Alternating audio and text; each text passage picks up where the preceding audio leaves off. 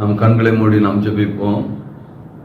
அன்பின் பிதாவே, நாங்கள் மீண்டும் சமூகத்தை நோக்கி பார்க்கிறோம். கர்த்தாவே, இந்த காலை நேரத்தில் மீண்டும் எங்களை ஒருமனப்படுத்தி உம்மை ஆராதிக்கும்படியாக, உம்மை தொழுது கொள்ளும்படியாக என் ஆண்டவர்களுக்கு கொடுத்த நல்ல தருணத்திற்காக நமக்கு நன்றி செலுத்துகிறோம். தேவ பிரசன்னம் எங்கள் மத்தியிலே கடந்து வருவதாக. தேவ ஆவியானவர் இந்த நாளை எங்களுக்கு ஆசீர்வாதமான நாளை மாற்றி கொடுங்க. துதி கன மகிமையில்லாம கொண்டாகட்டும். இயேசுவின் நாமத்தில் பிதாவே, ஆமென். கிறிஸ்துவுக்குள் பிரியமானவர்களே, ஆண்டவராய் இயேசு கிறிஸ்துவின் நாமத்தில் எனது அன்பின் வாழ்த்துக்களை நான் தெரிவித்துக் கொள்கிறேன்.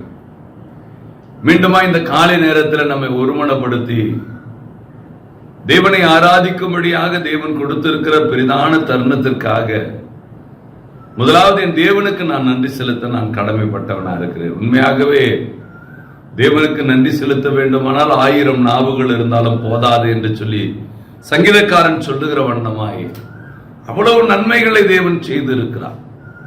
இந்த காலை நேரத்திலும் தேவனுக்கு நன்றி செலுத்தி இந்த நாளை காண கிருபை செய்த அவருடைய அன்புக்காய் நன்றி செலுத்தி இந்த நாளை நாம் துவங்குகிறவர்களாய் நாம் காணப்படுவோம். ஒரு சில வேத வசனங்களை நாம் தியானித்து நாம் ஜெபிக்க இருக்கிறோம். ஆகவே நாம் அனைவரும் பரிசுத்த வேதாகமத்தை நாம் எடுத்துக்கொள்வோம். பரிசுத்த வேதாகமத்திலே நீதிமொழிகள் 9வது அதிகாரத்திலே 11வது வசனத்தை நாம் வாசிப்போம். நீதிமொழிகள் 9வது அதிகாரம் 11வது வசனம் எப்படியாய் சொல்லப்படுகிறது? என்னாலே உன்னுடைய நாட்கள் பெருகும், உன் ஆயுசின் வருஷங்கள் விருத்தியாகும். என்னாலே உன்னுடைய நாட்கள் பெருகும். தேவனாலே தான் நம்முடைய வாழ்வு பெருக செய்கிறதாய், கூட்டி கொடுக்கப்படுகிறதாய், ஆசீர்வதிக்கப்படுகிறதாய் இருக்கிறது. அதான் வேதத்தின் மூலமாய் தேவன் சொல்லுகிறார், என்னாலே உன்னுடைய நாட்கள் பெருகும். தேவனாலதான் என்னுடைய வாழ்வு, தேவனாலதான் இந்த நாளை காண கிருபை செய்திருக்கிறார். தேவனாலதான் இந்த ஆசீர்வாதம், இந்த கிருபையுள்ள காரியம் என்று சொல்லி தேவன் நம்மை நடத்துகிறதை உணர்ந்து பயணிப்பது ஆவிக்குரிய பயணத்திற்கு ஆசீர்வாதங்களை கூட்டி கொடுக்கிறதா இருக்கிறது. என் வாழ்விலே என்னுடைய முயற்சிகளினால் ஒன்றுமல்ல, என் தேவன் என்னுடைய வாழ்வை கிருபையாய் என்னுடைய வாழ்விலே செயல்படுவதனால் என் வாழ்வு பெருகுகிறதா இருக்கிறது. அவராலே என்னுடைய வாழ்வு பெருகுகிறது, அவராலே என்னுடைய வாழ்வு நகர்த்தப்படுகிறது, அவராலே என்னுடைய வாழ்வு ஆசீர்வதிக்கப்படுகிறது. இந்த சிந்தனை நம் ஒவ்வொருவருக்கும் உள்ளாக இருக்குமானால், நம் ஒவ்வொருவரையும் ஆளுகை செய்யுமானால், அந்த சிந்தனை உண்மையாகவே நம்முடைய வாழ்வு ஆசீர்வாதமான வாழ்வாய் இருக்கும் என்பதிலே எந்த விதமான மாற்று கருத்தும் இல்லை. தேவன் உண்மையாகவே நம்மை ஆசீர்வதிக்கிறவராய் இருக்கிறார். அவராலே தான் என்னுடைய வாழ்வு என்கிற சிந்தனை எப்பொழுது ஒரு ஆவிக்குரிய மனிதனை ஆளுகை செய்கிறதோ அவனுடைய வாழ்வு உண்மையாகவே ஆசீர்வாதங்களை ஒரு பெற்ற ஒரு வாழ்வாக அது இருக்கும் என்பதிலே எந்த விதமான சந்தேகமும் இல்லை. கர்த்தர் இந்த நாளை நமக்கு ஒரு ஆசீர்வாதமான நாளாய் தேவன் நமக்கு மாற்றி கொடுப்பாராக. நீதிமொழிகள் 3வது அதிகாரத்தை எடுத்துக்கொள்ளலாம். நீதிமொழிகள் 3வது அதிகாரத்திலே 1, 2வது வசனங்களை வாசிக்கும்போது அவர் சொல்கிறார், என் மகனே, என் போதகத்தை மறவாதே, உன் இருதயம் என்னுடைய கட்டளைகளை காக்க கடவுது. அவைகள் தான் உனக்கு நீடித்த நாட்களையும் தீர்க்காயுசையும் சமாதானத்தையும் அது பெருக பண்ணும். என் வாழ்வு தேவனால்தான், என் வாழ்வு தேவனால் ஆசீர்வதிக்கப்படுகிறது, என் வாழ்வு தேவனாலே நடத்தப்படுகிறது என்று நாம் அறிக்கை செய்து விட்டு விடுவதல்ல, வாயின் வார்த்தைகளோடு நிறுத்திக் கொள்வதல்ல. அதனால் சில சமயங்களில் கர்த்தர் தான் எனக்கு செய்யணும் அப்படி என்று சொல்லிவிட்டு சுயமாய் முயற்சிக்கிறவர்களும் உண்டு. ஜெபித்து விட்டு மனிதனை நம்பி தன்னுடைய வாழ்வை நகர்த்துகிறவர்களும் உண்டு. அப்படி அல்ல.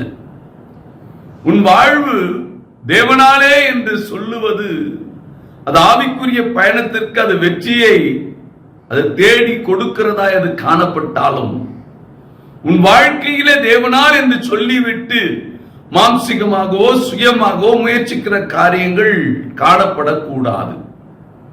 வேதம் அதை தான் அழகாய் சொல்கிறது. என் மகனே, என் போதகத்தை மறவாதே, உன் இருதயத்திலே கட்டளைகளை நீ காத்துக்கொள்ளணும். சொல்லுவது பெரிதல்ல, வேதத்தின்படி நடக்க பழகிக்கொள். அவர் உனக்கு கற்பித்திருக்கிற அந்த கட்டளைகளை காத்துக் கொள்ளுகிறது அவசியம். நாம் வாயிலே ஒன்று சொல்லி விடுகிறோம், செயலிலே வேறொன்று செய்ய ஆரம்பித்து விடுகிறோம். வாழ்வு இனிமை சேர்க்காது. எந்த காரியத்தை செயல்படுத்த வேண்டும் என்று சொல்லி முற்படுகிறீர்களோ அந்த காரியத்திலே உங்களை இணைத்துக் கொள்ள வேண்டும். படித்துக் கொண்டிருக்கிற மாணவர்களிலே நீங்கள் சிலரை கவனிப்பீர்கள் என்று சொன்னால், எந்த வேலையில் நான் சேர வேண்டும், எந்த சப்ஜெக்டை நான் எடுக்க வேண்டும், எந்த பாடத்தை எடுத்தால் அந்த பணியிலே நான் அமர முடியும் என்று சொல்லி ஒரு முன்பாகவே ஒரு பிளானை போட்டு அவர்கள் படிக்க துவங்குவார்கள். சரியாக அந்த பணியிலே தன்னை இணைத்துக் கொள்வார்கள். ஆனால் ஒரு சிலருடைய காரியங்கள் துவக்கத்திலே ஒன்று படிப்பார்கள், பின்பு வேறொரு சப்ஜெக்டை மாற்றுவார்கள். பிஏ நான் ஒன்றில் பண்ணுகிறேன், எம்ஏ ஒன்றில் பண்ணுகிறேன் என்று சொல்லி எந்த வேலையும் முழுமையாக அறிந்து கொள்ள இயலாமல் நானும் படித்தேன் என்று சொல்லுகிறவர்களாய் காணப்படுவார்களே தவிர ஒரு நல்ல பணியிலே அமர முடியாது. அது போலதான் ஆவிக்குரிய பயணத்திலே நம்ம ஜெபிக்கிறது ஒன்று, நம்முடைய வாழ்வில கடைபிடிப்பது ஒன்று. தேவன் சொல்லுகிறார், என்னாலே உன்னுடைய ஆயுசு வருஷங்கள் விருத்தியாகும், நீ ஆசீர்வாதமாய் இருப்பாய் என்னாலே என்று சொல்லுகிறார். அவராலே தான் அந்த ஆசீர்வாதம் என்பதை நாம் அறிந்திருக்கிற நாம் அவருக்கு பிரியமான பாதையிலே ஓடுவது கிடையாது. அவர்தான் என்று சொல்லிவிட்டு வேறு பாதையிலே, அவருக்கு பிரியமில்லாத பாதையிலே நம்முடைய வாழ்வை நகர்த்தி தேவன் நமக்கு வைத்திருக்கிற அந்த ஆசீர்வாதங்களை பெற இயலாதவர்களாய் மாறிவிடுகிறோம். வேதம் சொல்லுது, என் போதகத்தை மறவாதே, உன் இருதயத்திலே என் கட்டளை காக்கப்பட வேண்டும். தேவனுடைய வார்த்தைகளை உன் இருதயத்திலே சுமக்கிறவனாக மாத்திரமல்ல, அவருடைய கட்டளைகளை காத்துக் கொள்ளுகிறதிலே கவனம் வேண்டும். கட்டளைகளை காத்துக் கொள்ளுங்க. தேவன் எந்தெந்த பாதைகளிலே எப்படி நடக்க வேண்டும் என்பதை பரிசுத்த வேதாகமத்தின் மூலமாய் நிறைய நமக்கு கற்றுக் கொடுத்திருக்கிறார். அதன்படி நம்மை காத்துக் கொள்வதுதான் ஆசீர்வாதம் முழுமை பெறுவதற்கான ஒரு வழி. ஆசீர்வாதம், வாக்குத்தத்தங்களை கேட்கிறோம், வாக்குத்தத்தம் எனக்கு கொடுத்தார் என்று சந்தோஷப்படுகிறோம். ஆனால் அந்த வாக்குத்தத்தங்களை சுதந்திரித்துக் கொள்ளுகிற ஒரு தகுதி உள்ள ஒரு பாத்திரமாய் நாம் மாறுவது கிடையாது. ஒவ்வொரு நாளும் தேவன் அவருடைய பரிசுத்த வேதாகமத்திலிருந்து நிறைய காரியங்களை நமக்கு போதிக்கிறார். ஆனால் இந்த காரியங்கள் எல்லாம் நம்முடைய வாழ்க்கையிலே முழுமை அடைவது கிடையாது. ஏனால் கேட்பது ஒன்று, செய்வது ஒன்றாய் மாறிவிடுகிறது. இதுதான் ஆசீர்வாதங்கள் நம்முடைய வாழ்க்கையிலே முழுமை அடையாததற்கு காரணமாய் அமைகிறது என்பதை நீங்கள் மறந்துவிட வேண்டாம். என கருமையான தேவனுடைய பிள்ளைகளே, ஆசீர்வாதம் முழுமை பெற வேண்டும்.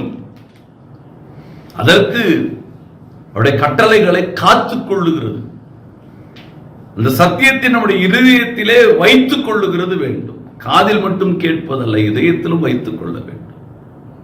அந்த கட்டளைகளை காத்துக் கொள்ளுகிறது வேண்டும். இதுதான் ஆசீர்வாதங்கள் முழுமை பெறுகிறது. ஆலயத்துக்கு போகிற ஓய்வு நாட்களிலே நல்லது, ஆலயத்திலே கேட்ட சத்தியம் நன்றாக இருக்கிறது என்று நாம் அறிக்கை செய்கிறோம், நல்லது. ஆனால் கேட்ட சத்தியத்தின்படி என் வாழ்வை நான் மாற்றிக்கொள்ள வேண்டும், என் வாழ்வை அந்த பாதையிலே கேட்ட சத்தியத்தின் பாதையிலே நான் நகர்த்த வேண்டும் என்று சொல்லி பிரயாசப்படுகிறவர்கள் மிகவும் சொற்பமாய் இருக்கிறபடினால் தான் ஆசீர்வாதங்கள் முழுமை பெறவில்லை. அவராலே தான் ஆசீர்வாதம், ஆனால் அதை பெற இயலாதவர்களாய் நாம் மாறி விடுவதுதான் ஒரு வேதனை அளிக்கக்கூடிய காரியமாய் இருக்கிறது. ஆகவேதான் நீதிமொழிகள் அவர் சொல்கிறார், அவருடைய வேதத்தை இதயத்திலே வைத்துக் கொள், அவருடைய கட்டளைகளை உன் வாழ்க்கையிலே காத்துக்கொள் என்று சொல்கிறார். கேட்கிற சத்தியத்தை காதில் வாங்குவது மட்டுமல்ல, இதயத்திலே வைத்துக் கொள்ள வேண்டும். கேட்கிற அந்த கட்டளைகளை நீங்கள் காத்து கொள்ளுகிறது அவசியமாயிருக்கிறது. உபாகமம் 4வது அதிகாரத்தை எடுத்துக் கொள்ளலாம். உபாகமம் 4வது அதிகாரம், அதிலே 1வது வசனத்தை வாசிக்கும் பொழுது அவர் சொல்கிறார், இஸ்ரவேலரே, நீங்கள் பிழைத்திருக்கும்படிக்கும் உங்கள் பிதாக்களின் தேவனாகிய கர்த்தர் உங்களுக்கு கொடுக்கிற தேசத்தில் நீங்கள் பிரவேசித்து அதை சுதந்திரித்துக் கொள்ளும்படிக்கும் நீங்கள் கைக்கொள்வதற்கு நான் உங்களுக்கு போதிக்கிற கட்டளைகளையும் நியாயங்களை கேளுங்க. சத்தியத்தை கொஞ்சம் காது கொடுத்து கேளுங்க. அந்த கட்டளை என்ன சொல்லுது, இந்த சத்தியம் எந்த பாதையில நடத்துது, கொஞ்சம் கவனிங்க. இந்த ஓய்வு நாளிலே என்னோட ஆண்டவர் பேசுகிற வார்த்தை என்ன, கவனிங்க. ஆலயத்துக்கு போவதை காட்டிலும் அதை கவனிக்கிறதுல அவசியம். போனால் போதும் என்று நினைக்கிறோம். கட்டளைகளையும் அந்த பாதைகளையும் அறிந்து கொள்ள விரும்புவது கிடையாது. ஆலயத்திலே பிரசங்கியார், போதகர் செய்தியை கொடுக்கிறார், நம்முடைய கவனங்கள் எங்கோ இருக்கிறது, அதை கவனிப்பது இல்லை. அருகாமையில இருப்பவரை காணுகிறது அல்லது உறவுகளை தேடுகிறது, நேரங்களை வீணாக்குவதற்காக ஆலயங்களுக்கு செல்லுகிறவர்களாய் மாறிவிடுகிறோம். அவரால் எப்படி அந்த ஆசீர்வாதத்தை நாம் பெற்றுக்கொள்ள இயலும்? யோசித்து பாருங்க, கேளுங்க, கவனிங்க. முதல்ல என்ன சொல்லுகிறது கவனிங்க. நம்முடைய முற்பிதாக்களுக்கு கொடுத்த வாக்குத்தத்தம் நாம் சுதந்திரித்துக் கொள்ள முடியும். அடிமைதனத்திலிருந்து அவர்கள் மீட்கப்பட்டதை போல என் வாழ்வையும் என் ஆண்டவர் இந்த அடிமைதனத்திலிருந்து மீட்பார். இந்த கண்ணீரின் பாதையிலிருந்து என்னை மீட்டுக் கொள்ளுவார். நிச்சயமாய் முடியும். கேளுங்க, சத்தியம் என்ன சொல்லுகிறது என்று கேளுங்க. சத்தியத்தை நாம கேட்பது கிடையாது. அதை யார் பிரசங்கிக்கிறார்களோ அவர் முகத்தை தான் பார்க்கிறோம். கிறிஸ்தவ மார்க்கம் என்று தடுமாறுவதற்கு முக்கிய காரணம் அதுதான். ஊழியர்களுக்கு கொடுக்கிற, மனிதர்களுக்கு கொடுக்கிற கனத்தை ஆண்டவருக்கோ சத்தியத்துக்கோ கொடுப்பது இல்லை. நம்ம அநேகருடைய பார்வை எல்லாம் ஊழியரை பார்க்கிறதா இருக்கிறது, தேவனை பார்ப்பதாக இல்லை. பிரசங்கியார் எப்படிப்பட்டவரோ என்று பார்க்கிறோமே தவிர அந்த சத்தியம் என்ன சொல்லுகிறது என்று சொல்லி கவனிப்பது இல்லை. அவராலே தான் ஆயுசு பெருகும், அவராலே தான் ஆசீர்வாதம் கிடைக்கும். ஆனால் நம்முடைய பார்வை எங்க இருக்கிறது? ஊழியர்கள் மீது இருக்கிறது இல்லையா? மாளிகையின் மீது, சபையினுடைய அலங்காரத்தின் மீது இருக்கிறது. மனிதர்களை தேடுகிற அந்த பார்வை ஆண்டவரை தேடுவது இல்லை. ஆண்டவரால் தான் ஆசீர்வாதம், ஆண்டவரால் தான் வழி திறக்கப்படுகிறது. ஆனால் ஆண்டவரால் தான் என்று சொல்லுகிற நாம் ஆண்டவரை தேடுவதில்லை. ஆலயத்திலே மனிதரை தேடுகிறோம், ஆலயத்துடைய அலங்காரத்தை பார்க்கிறோம், உறவுகளை தேடுகிறோம். எப்படி ஆண்டவர் நம்முடைய வாழ்வை ஆசீர்வாதமான வாழ்க்கை பயணத்தில் நடத்துவார்? ஆராய்ந்து பாருங்க. நம்ம எத்தனை பேர் சபையினுடைய பெயரை வைத்து ஓடுகிறோம், ஊழியருடைய முகத்தை வைத்து ஓடுகிறோம்? யோசித்து பாருங்க. வாழ்க்கையில் ஏன் உங்களுடைய வாழ்விலே இந்த ஆசீர்வாதத்தை நீங்கள் சுதந்திரித்துக் கொள்ள முடியவில்லை? அறிந்து கொள்ள முடிகிறதா? அறிந்து கொள்ளுங்க, அறிந்து கொள்ளுங்க. கிறிஸ்தவ மார்க்கம் என்று தடுமாறுவதற்கு முக்கிய காரணமே கிறிஸ்தவர்களிலே அநேகர் மனிதனுடைய முகத்தை தேடி ஓடுகிறார்கள், ஆலயத்துடைய அலங்காரங்களை தேடி ஓடுகிறார்கள், பெயர் புகழை தேடி ஓடுகிறார்கள். சபைகளிலே பிரிவினை, ஊழியர்களிலே பிரிவினை என்று சொல்லி எல்லாவற்றையும் பிரித்து விட்டோம். பெற்றுக்கொள்ள வேண்டியதை இழந்து விட்டோம். என் ஆண்டவர் வாக்குத்தத்தங்களை நம்முடைய வாழ்க்கையிலே நிறைவேற்ற அவர் வல்லமை உள்ள தேவனாய் இருக்கிறார் என்பதை நீங்கள் அறிந்து கொள்ள வேண்டியது அவசியமாய் இருக்கிறது. உபாகமம் 6வது அதிகாரத்திலே 24வது வசனத்தை நாம் வாசித்து பார்ப்போம். உபாகமம் 6வது அதிகாரம் 24வது வசனம் இப்படியாய் சொல்லப்படுகிறது: இந்நாளில் இருக்கிறது போல நம்மை அவர் உயிரோடு காப்பதற்கும் என்னாலும் நன்றாயிருப்பதற்கும் நம்முடைய தேவனாகிய கர்த்தருக்கு பயந்து இந்த எல்லா கட்டளைகளையும் செய்ய கர்த்தர் நமக்கு கட்டளையிட்டார். தேவனுக்கு பயந்து இந்த கட்டளையை கை கொள்ளணும். கட்டளை மனப்பாடமா சொல்றது இல்ல. சத்தியத்தை எனக்கு நல்லா தெரியும், ஆபிரகாம தெரியும், ஈசாக்க தெரியும், யாக்கோப தெரியும், தாவீத தெரியும், இயேசு கிறிஸ்துவ தெரியும் என்று சொல்லுவதல்ல. தெய்வ பயத்தோடு இந்த கட்டளையை காத்துக் கொள்ளணும். கர்த்தருக்கு பயந்து இந்த எல்லா கட்டளைகள் படி செய்யணும். தெய்வ பயம் வேணும். ஆலயத்துக்கு போறது பெரிதல்ல, ஆலயத்துக்குள்ள தெய்வ பயம் வேண்டும். நீங்க எந்த இடத்துல அமர்ந்திருந்து இதை கேட்கிறீர்கள் என்பதல்ல, அந்த தெய்வ பயத்தோடு அமர்ந்திருந்து கேட்கிறீர்களா, அதுதான் வேண்டும். அதுதான் ஆசீர்வாதம். நீங்கள் கலந்து கொள்வது பெரிதல்ல, தெய்வ பயத்தோடு கலந்து கொள்கிறீர்களா? தெய்வ பயத்தோடு அந்த கட்டளைகளை கை கொள்ள பிரயாசப்படுகிறீர்களா? இந்த நாளுக்குரிய மன்னா எனக்கு கொடுக்கப்படுகிறதே என்கிற வாஞ்சையோடு கலந்து கொள்கிறீர்களா? இதுதான் வேண்டும். அவராலே தான். தெய்வ பயம் இல்லைனாலே ஆசீர்வாதத்தை நீங்கள் பெற்றுக்கொள்ள முடியாது. நீ எந்த சபையை சார்ந்தவர்களாய் இருந்தாலும், எந்த சபைக்கு நீங்கள் செல்லுகிறவர்களாய் காணப்பட்டாலும், நான் ஆவிக்குரிய சபை, ஆவி இல்லாத சபை என்று சொல்லி சபைகளை நீங்கள் கூறு போட்டு பிரித்தாலும், தெய்வ பயம் இல்லாத ஆலயத்திலே நீங்கள் போய் சத்தியத்தை கேட்பதினால் அது பயனில்லை. தெய்வ பயத்தோடு ஆலயத்திற்குள் நீங்கள் கடந்து சென்று சத்தியத்தை கேட்கும் பொழுது இதயத்திலே தங்கும் அந்த கட்டளைகளின் நீங்கள் கை கொள்ள முடியும், நீங்கள் காத்துக்கொள்ள முடியும். தெய்வ பயம் இல்லைனாக்கா காதல கேட்பீர்கள், அவ்வளவுதான். சத்தியம் எனக்கு தெரியும் சொல்லுவீங்க. என்ன பயன்? யாருக்கு பயன்? அவராலே என்னுடைய ஆயுசின் வருஷங்கள் விருத்தியாகும். ஆச்சா, ஆசீர்வாதம் கிடைச்சிச்சா? இல்ல, இழந்துட்டோம். இல்ல, தெய்வ பயத்தோடு ஓடுங்க. அந்த ஆசீர்வாதத்தை நீங்கள் பெற்றுக்கொள்ள முடியும். உங்கள் சபிக்கப்பட்ட வாழ்வை மாற்ற முடியும். உங்கள் கண்ணீரின் பாதையை அவர் துடைத்து நல்ல பாதையிலே உங்களை நடத்த முடியும். இத்தனை நாட்கள் ஆலயத்துக்கு போகிறோம், இத்தனை நாட்கள் இந்த காலை தியானத்தில் கலந்து கொள்கிறோம், இத்தனை நாட்கள் தேவனுடைய அன்பை நான் அறிந்திருக்கிறேன். என்ன பயன்? தெய்வ பயம் இல்லாமல். ஆவிக்குரிய பயணம் என்று சொன்னால் ஒரு பயம், ஆலய பணி என்று சொன்னால் ஒரு பயம், ஊழியம் என்று சொன்னால் ஒரு தெய்வ பயம் வேண்டும். தெய்வ பயம் இல்லாத ஊழியமோ, தெய்வ பயம் இல்லாம ஆராதனையோ ஒரு பலனும் கொடுக்காது. ஒரு நன்மையை நம்முடைய வாழ்வில் அது குட்டி சேர்க்காது. இதை புரிந்து கொண்டாலே போதுங்க. அவராலே தான் வாழ்வு என்பதை நீங்கள் அறிந்து அதை சுதந்திரித்துக் கொள்ள நீங்கள் பிரயாசப்படுங்க. கர்த்தர் உண்மையாகவே நம்முடைய வாழ்வை அவர் ஆசீர்வதிக்கிறவராய் இருப்பார் என்பதிலே எந்த விதமான மாற்று கருத்தும் கிடையாது. உபாகம் 30வது அதிகாரத்தை எடுத்துக்கொள்ளலாம்.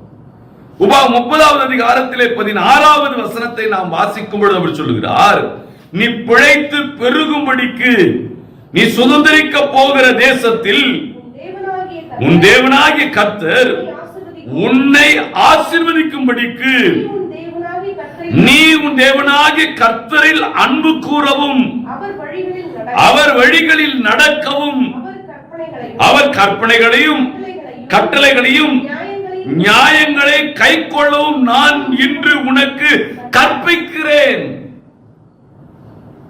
எல்லாம் கவனிங்க. இந்த ஆசீர்வாதத்தை பெற்றுக் கொள்வதற்கு வழி அதுதாங்க. தேவன் கற்றுக் கொடுக்கிறார், அழகாய் கற்றுக் கொடுக்கிறார். மகனே மகளே, இந்த பாதையில் போ, உனக்கு ஆசீர்வாதம். தெய்வ பயத்தோடு கேட்டாதான் அது புரியும். வகுப்பறையிலே 30 மாணவர்கள் 40 மாணவர்கள் அமர்ந்திருக்கிறார்கள். ஆசிரியர் நடத்துகிற பாடங்கள் எல்லாருக்கும் புரிகிறதா என்று சொன்னால் ஒரு சிலர் மாத்திரம்தான் நல்ல மதிப்பெண்கள் எடுக்கிறார்கள். காரணம், அந்த பாடத்தை கவனிக்கணும், நான் பரீட்சை எழுதணுன்ற அந்த பயம் மாணவர்களுக்கு வேண்டும். பிளாக் போர்டை பார்த்து ஆசிரியர் நடத்தி கொண்டிருக்கும் பொழுது மாணவர்கள் வேறு எண்ணங்களோடு வகுப்பறையில் அமர்ந்திருந்தால் வெற்றி பெற முடியுமா? முடியாது. அப்படிதான் ஆவிக்குரிய வாழ்வும். ஆலயத்தில் ஒன்று செய்கிறோம், வெளியே வந்தோன்னு வேறொன்று செய்கிறோம். சில சமயங்களில் ஆலயங்களிலே நம்முடைய செயல்பாடுகள் வேறு விதமாக இருக்கிறது.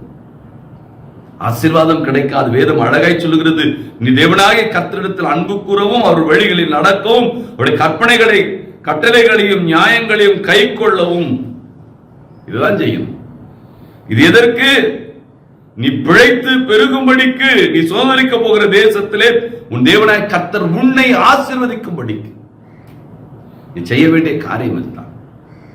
ஆகவே எனக்கு அருமையான தேவனுடைய பிள்ளைகளே, அவராலே தான் உன் நாட்கள் பெருகும், உன் வாழ்வு பெருகும். உன் வாழ்வு அவராலே தான். அவராலே என்று சொல்லுவதல்ல, நீ கடைபிடிப்பதனால, அதன்படி உன்னை இணைத்துக் கொள்வதனால். இணைத்துக் கொள்வோம், கடைபிடிப்போம், இதயத்திலே வைத்துக் கொள்வோம், தெய்வ பயத்தோடு வாழ்வை நகர்த்துவோம். கர்த்தர் நம்மை ஆசீர்வதிப்பார். சத்தியத்தை கொஞ்சம் காது கொடுத்து கேட்டு இதயத்தில் வைத்துக் கொள்ளுங்க.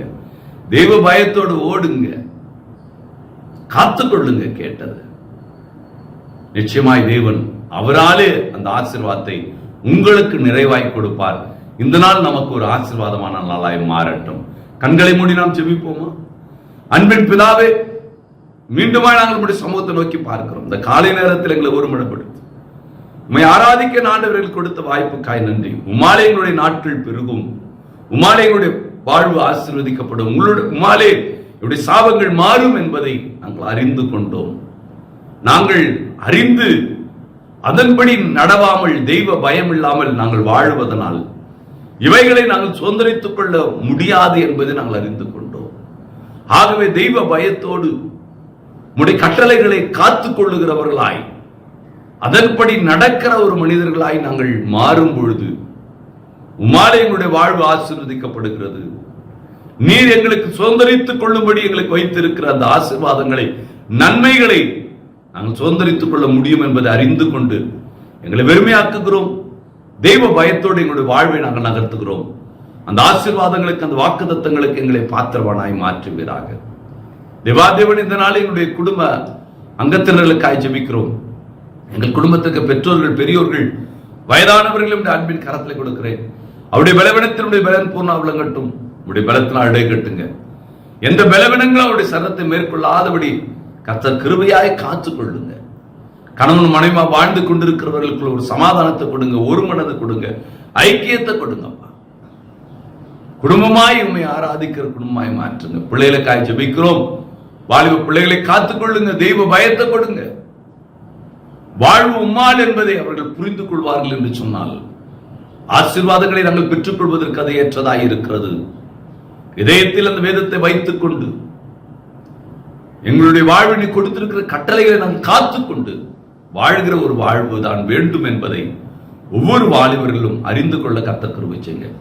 படித்துக் கொண்டிருக்கிற பிள்ளைகளுக்கு ஞானத்தை கொடுப்பீராக. குழந்தைகளை வளர்க்கக்கூடிய ஞானத்தை பெற்றோருக்கு கொடுப்பீராக. ஒவ்வொரு குடும்பமும் உம்மாலே அந்த ஆசீர்வாதத்தை பெற்ற குடும்பமாய் திகழ என் ஆண்டவர் கிருபை செய்வீராக. தெய்வ சமாதானம் உங்களுடைய குடும்பங்களையும் அழகு செய்யட்டும். இந்த நாளில் உண்ண உணவு இல்லாமல், உடுத்த உடை இல்லாமல், தங்க இடமில்லாமல் அவதிப்படுகிறவர்கள், கர்ப்பஸ்திரிகள், மருத்துவமனையில் இருப்பவர்கள், மருத்துவரால் கைவிடப்பட்டவர்கள், பொருளாதாரத்தில் நசுக்கப்பட்டவர்கள், கடன் தொல்லையில பாதிக்கப்பட்டவர்கள், மனிதனுடைய சூழ்ச்சி, பிசாசுடைய தந்திரங்கள் அகப்பட்டவர்கள் என்று சொல்லி பலவிதமான சோதனைகளிலே, பாடுகளில் அகப்பட்டவர்கள் உண்டு. இவர்கள் ஒவ்வொருவரும் ஆண்டவராலே என்னுடைய வாழ்வு மாற்றப்படுகிறது என்று சொல்லி விட்டுவிடாதபடி அந்த இதயத்திலே வேதத்தை சுமந்து நீர் காண்பித்த அந்த கட்டளைகளை காத்துக் கொள்ளுகிற ஒரு வாழ்வாக அவருடைய வாழ்வை மாற்றி இந்த விடுதலையை, இந்த நன்மையை, இந்த ஆசீர்வாதங்களை அவர்கள் ஒவ்வொருவரும் பெற்றுக்கொள்ள ஆண்டவர் கிருபை செய்வீராக. இந்த நாளில் பிறந்த நாளையும் திருமண நாள் கொண்டாடுவதற்காக இருக்கிறோம். இந்த ஆண்டை கூட்டி கொடுத்த கிருபைக்காய் நன்றி. இந்த ஆண்டு முழுவதுமாய் உடைய பிரசன்னம் அவர்களோடு இருப்பதாக, உடைய ஆலோசனை அவர்களோடு இருக்கும்படியாய், இந்த நாளுக்குரிய ஆசீர்வாதங்களை அவர்கள் பெற்றுக்கொள்ள தகுதியுள்ள பாத்திரமாய் மாறும்படி கர்த்தர் கிருபை செய்வீராக. ஊழியம் செய்கிறவர்கள், ஊழியம் செய்ய வேண்டும் என்று சொல்லி வாஞ்சிக்கிறவர்கள், அபிஷேகப்பட்டவர்கள், வரங்கள் அலங்கரிக்கப்பட்டவர்கள், இவர்களையும் உடைய அன்பின் கரத்திலே கொடுக்கிறோம். உம்மாலேதான் எங்களுடைய வாழ்வு என்பதை அறிந்து கொண்டு உம்முடைய கட்டளைகளை காத்துக்கொள்ளவும், உம்முடைய வார்த்தைகளை சுமந்தவர்களாய் தங்களுடைய வாழ்வை நகர்த்தும் பொழுது அந்த அழைப்பின் நோக்கம் நிறைவேறுகிறது என்பதை அறிந்து கொண்டோம். அந்த நோக்கம் அவர்களுக்குள் நிறைவேறும்படியான கிருபையை கர்த்தனை கொடுப்பீராக. இந்த நாள் நம்முடைய வருகை இருக்குமானால் நம்முடைய கரத்தை நான் பற்றிக்கொள்ள செய்யுங்க.